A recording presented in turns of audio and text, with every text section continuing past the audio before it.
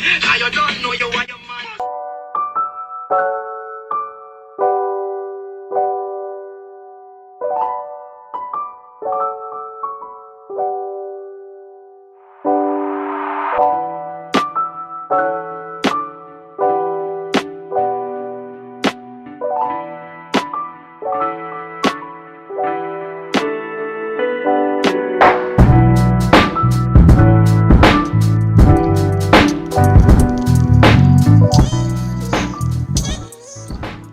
So guys, this was my last week in isolation and I'm just doing a little nighttime routine. These are products that I've been using. In the ordinary, this product I've been using for my skin. It's been doing wonders for my skin and my hair as well.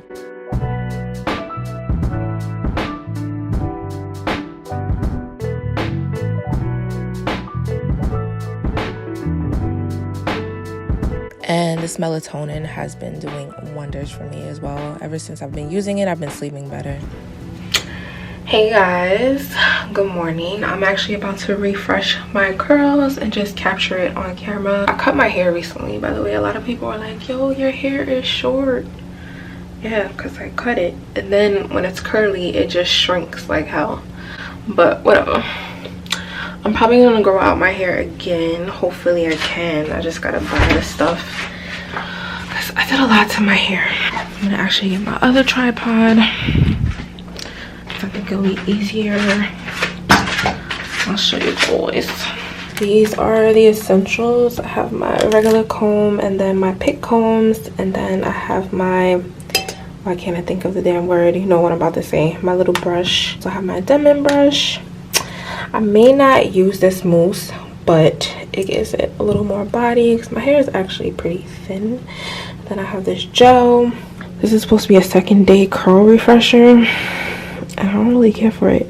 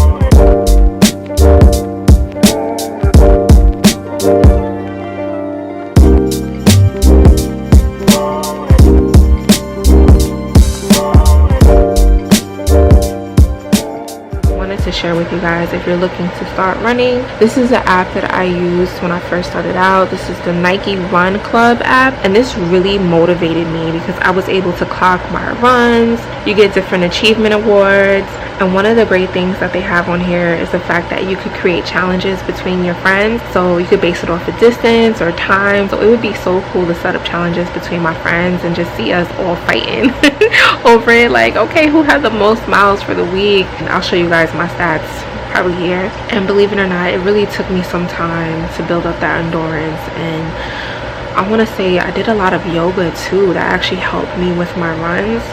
And they also have different plans on here that you can work out to. I'm gonna show you guys if I can find it. It takes some time to navigate this app. Actually, when it first started out, it was easy to navigate, but you gotta like really look. So they also have different challenges that you can join rather than just making your own. So this is where you can create a challenge for you and your friends. You could set a date, future date. You could set it for a month, however you want to set it up. Oh, also, here's one of the plans that I set up. This is just for an example, just to show you guys. You can actually have it tailored to your liking if you're just starting out and you want to build up your endurance. Beginning workout. Choking on your fears. Already told you I'm right here. Pausing workout. And that's the other cool thing about this app, is that you don't even need to set up a playlist to start your run. So let's say I'm just running out the door right now, I don't have a playlist set up, it automatically syncs with your iTunes or whatever music app that you have and just sets up automatic playlist. So if you guys want to add me and become part of my little run team, that's my username. All right, guys, I just missed a phone call from you. Oh, yes. Hi, friend. How are you? I'm okay. How are you? Husband loved you. He would love to have you part of the team. As soon as the hold is lifted, I'm moving forward. Okay. Congratulations. Thank you so much. Oh my God, I'm like cheesy. Yeah, he thought you would be a perfect fit for the practice. Your personalities, clicked. Everything. Everything about the interview was wonderful. Thank you. Oh, thank you. Yeah, no Thank problem. you. So as soon as this whole thing is over, I mean, I'm sure as you scoop a little bit of the losses, but Right. so it's a really strong health system. We're the largest health system in New York. So I mean, Right. probably the grants from FEMA will come through. So it's it's looking good. Okay. Awesome. Yeah, no, I understand. All right. Take care. Bye. Bye. Oh my God. I am so happy right now, guys. I'm so happy right now.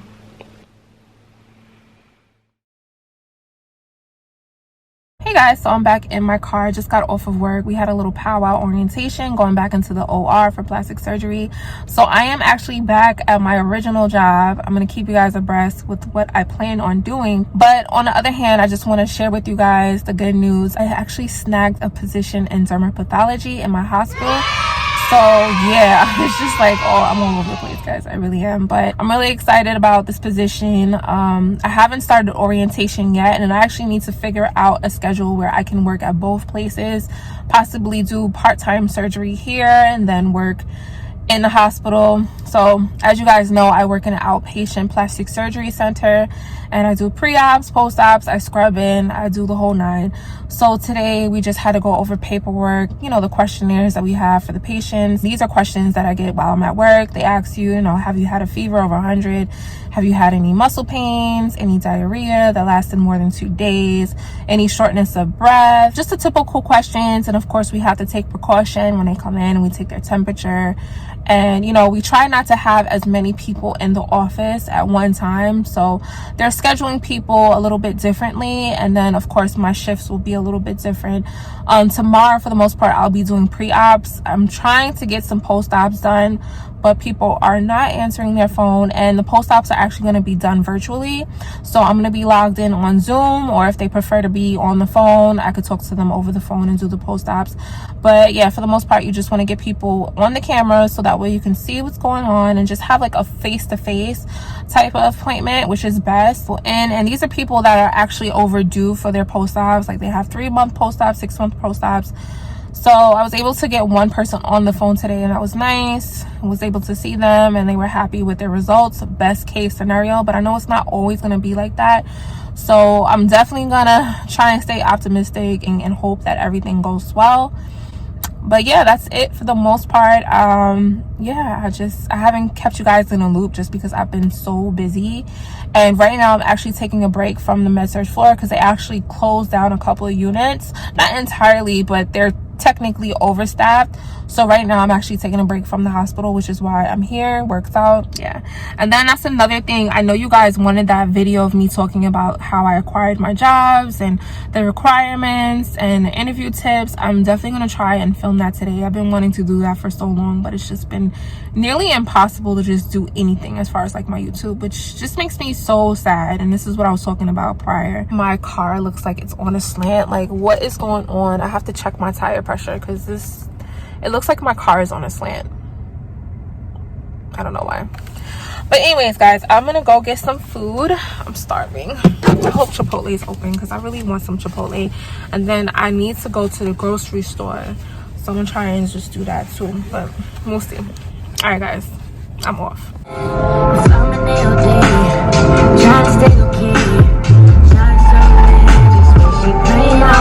So freaking hot. Oh my god, it's like blazing hip-hop and R&B outside. I gotta do something with this hair. I can't, like, it's doing way too much. Like, and I don't have a little, oh wait, I think I have a clip.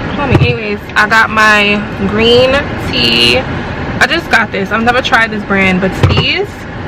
And then I have my sushi. When you guys have sushi, do you actually eat the wasabi? Because I'm that person.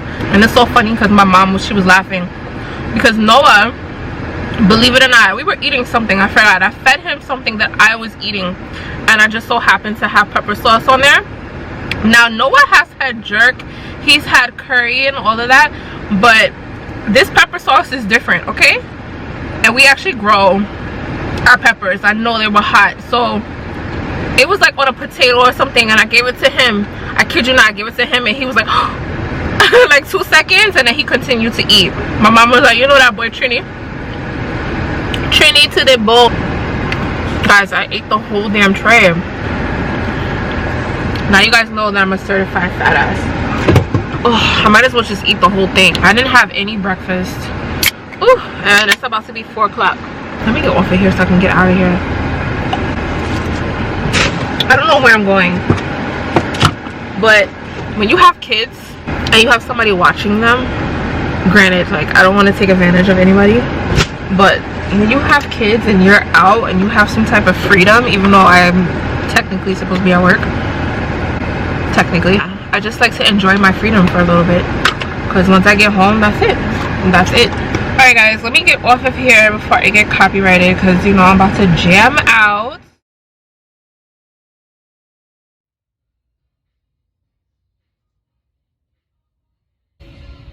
So now my patient actually just texted me saying that he's on his way, so he'll be here soon.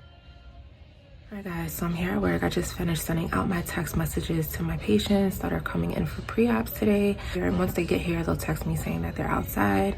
I asked them a couple questions over the phone. This is in regards to COVID. And if everything's okay, I'll have them come in, get their temperature taken, and then I'll take them to one of the pre-op rooms where I'll do the assessment with the surgeon. And that's pretty much it. I have about, I think, 8 or 9 patients today, so it's gonna be a long day, but it should be smooth. And then I have some post-ops that I'm going to be doing virtually, so I'm going to do those in between the appointments if I have a little break, try and knock them one by one, and then I can get out of here on time. All right guys, fine. All right, so I'm going to ask you a couple questions before I bring you in, okay? This is just in regards to COVID. Have you had a fever in the last couple of days, over 100? Okay, have you had any cough, any shortness of breath, any headache, any diarrhea greater than 2 days? Any muscle pain? Any loss of taste or smell? Have you traveled in the past 14 days? And have you had any contact with anybody that has COVID? Okay, all right. Actually, I'm going to text you and let you know when to come in. I just have a gentleman right ahead of you, and then I'll have you come in and get your temperature taken, and then we'll start from there, okay, for your pre-op. All right, I'll see you in a second, okay? All right, bye. So now I'm just checking everything off, no, giving them the okay to come inside. Then I'm gonna bring them in the pre-op room, have them undress, take their vitals, and then get going on the pre-op. Now I just finished setting up the room for the patient to come in. So this patient is a male, so I have shorts here, I have a gown here, and I'll also have the sheet that I'm gonna cover the chair with. One eternity later. So I'm done with my pre-ops for right now, and I'm about to order myself some lunch because I'm starving. And then I have like 3 more pre-ops, and I have post-ops too. When I wake up, what do there? Is this even real? Only thing that kept my heart beating.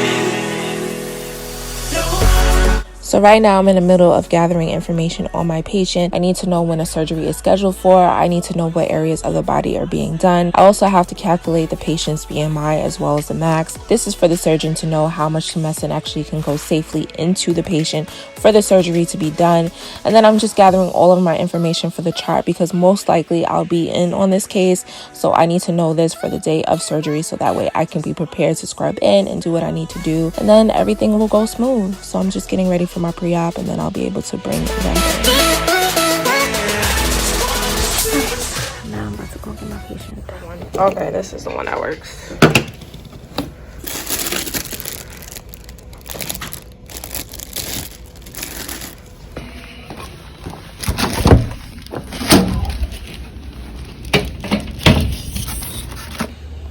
I just had the scrubbing surgery really quick, so that's why I have my hairnet on. And just in case they need me to come back in, I'll do that. But right now I'm by myself getting paperwork done, and then I think I'll be in my next surgery around like 11 or 1-ish. Setting up the last patient. This is the last patient of the day, and I'm on this case, so right now I'm setting up the OR. Hopefully everything goes smooth. So this is where the patient comes in. I fill out the board, and I also need to set up the sterile field for surgery.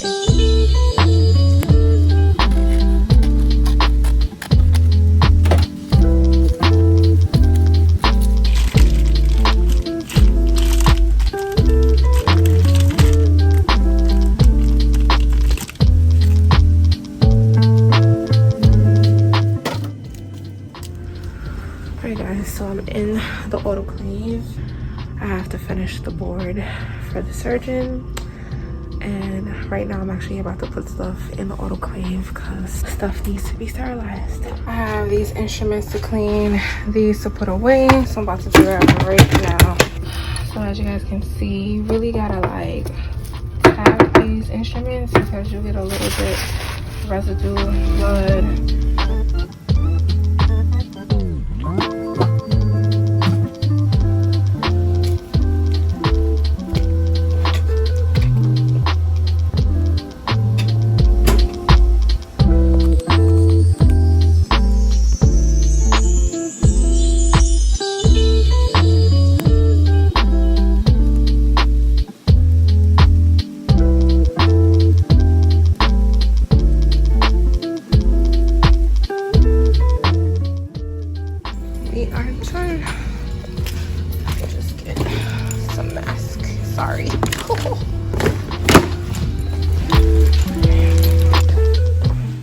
Hey guys, so I wanted to take this time to chat with you guys, kind of catch up to how I've been feeling. I know I've been away from my YouTube.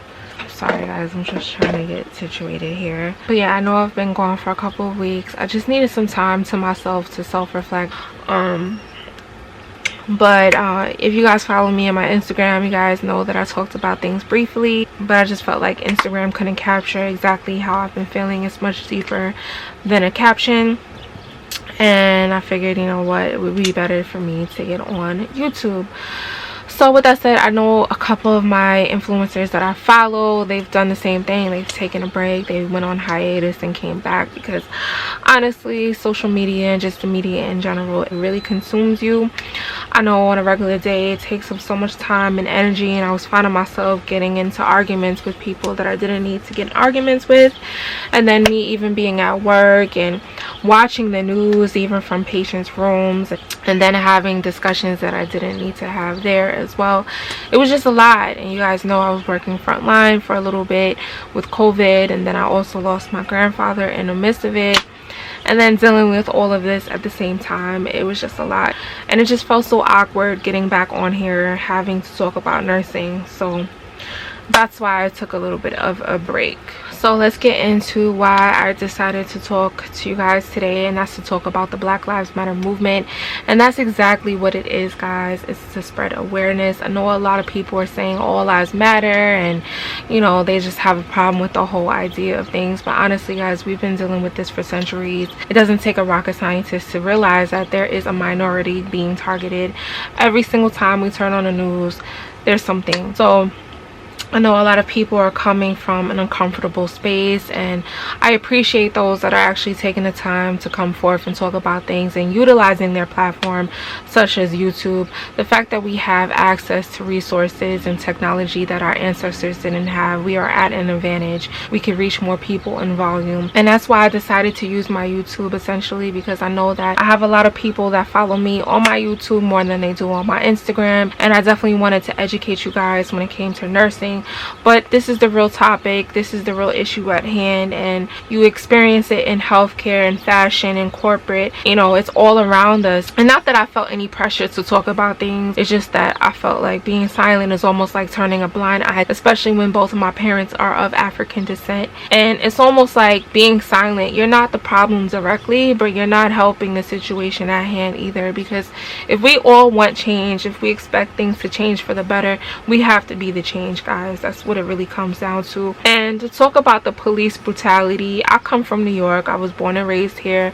I actually grew up in the era of the outrage of Amadou Diallo in the Bronx, and then me being from Jamaica, Queens, seeing the outrage over Sean Bell, who was killed a day before his wedding. And I haven't followed the case in a couple of years actually, so forgive me, but from what I remember, the 4 officers that actually killed this man, 50 rounds of bullets into this man, walked away on paid leave, were stripped of their weapons, but were not charged accordingly. I want to say going back to maybe I was 20 years old, I actually applied for the NYPD, passed my physical, got called and everything, but I decided to not go into the academy, kind of just backed out from it. Not that I didn't want to serve my community, but I know a lot of people actually go into this with that mindset of entitlement. And being in the neighborhood where I'm from, if you saw a police officer, they weren't coming up to say hello to you. They were coming down your block because they had a problem, they were suspecting you or something. And I've experienced a lot in my 20s and just overall, and it just left a bad taste in my mouth, because we have people that just have that mindset. Once they get that badge,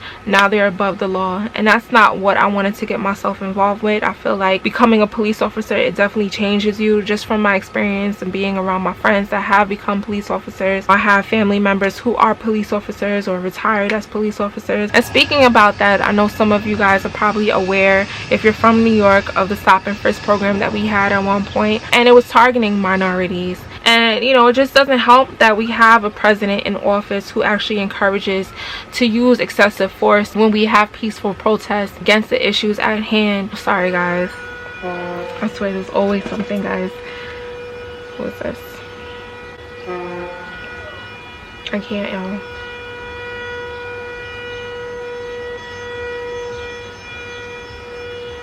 Why? But anyways, like I was saying, it doesn't help that we have a president in office who actually uses police officers instead of protecting and serving us, but to break up peaceful protests over the issues at hand, just to hold a Bible as a prop. You're using religion as a tool, and instead of coming to the podium and utilizing his power in a positive way, he's actually encouraging people to belittle a minority by saying, black people, what do you have to lose? Talking about black people lacking knowledge and not having the resources to progress, and we cannot condone that. I'm hoping that we just take this time to educate one another, and instead of following somebody like this who is abusing their power, that we use common sense and know that this is not right at the end of the day. And I don't want to ramble on and on about things, guys, but I do want to stress that, you know, we shouldn't be making this a trend. And as you guys know, trends die. We shouldn't be talking about this one day and then 2 weeks later we're not talking about it at all. And I feel like it's only a matter of time for another black man or another black woman to be killed and it to be shown on media for people to be woke again. And we need to find better solutions. It goes beyond Instagram posts. It goes beyond me talking about things on YouTube. It goes beyond painting our streets Black Lives Matter. I just feel like they're doing that to appease us. It's like the energy that you have today, make sure you have it at the end of the day. We need to fight for equality. This is the only way we're gonna get it, guys. We have to be diligent, we have to educate, we have to be aggressive about things. And yeah guys, if you definitely need a break from social media to clear your mind and just get yourself together, do that. I just want to be positive about things. I'm not coming on here to be negative. We all play a part in this, guys, and I just want y'all to know that at the end of the day, I'm not going to deny my African roots. I'm not going to deny the fact that this affects me and my friends, my family. It affects all of us, despite the color of our skin. So yeah, I hope you guys appreciated this vlog. I'm sorry, it was just kind of just in the spirit of the moment and it wasn't really orchestrated, but I tried to talk about things the best way that I could. So I will see you guys in my next vlog. All right, peace out.